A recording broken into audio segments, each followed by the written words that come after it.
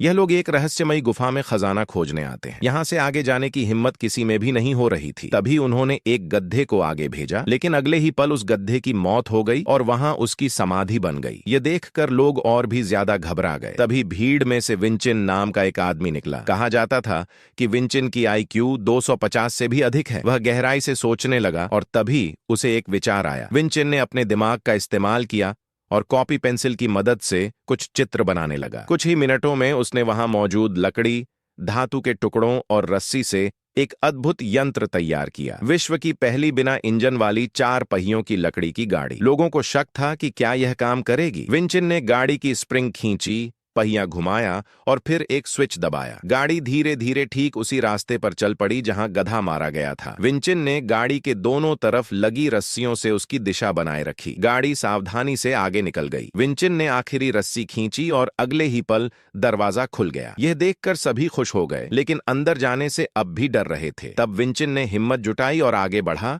जिसे देखकर लोग भी एक एक करके पीछे आने लगे। अंदर जाते ही लोग हैरान रह गए। वहां पत्थर का एक बेहद पतला पुल था, जिसकी चौड़ाई मात्र 8 सेंटीमीटर थी। पुल के उस पार एक विशाल दरवाजा था। विंचिन धीरे धीरे आगे बढ़ने लगा। तभी एक लड़की ने उसे एक चाबी दी और चेतावनी दी, चाबी सही जगह पर लगाना, गलत जगह लगाई तो सब मारे जाएंगे। जैसे ही चाबी घुमाई गई, पुल हिलने लगा और लोग नीचे गिरने लगे। वह लड़की चाबी लेकर भागने लगी।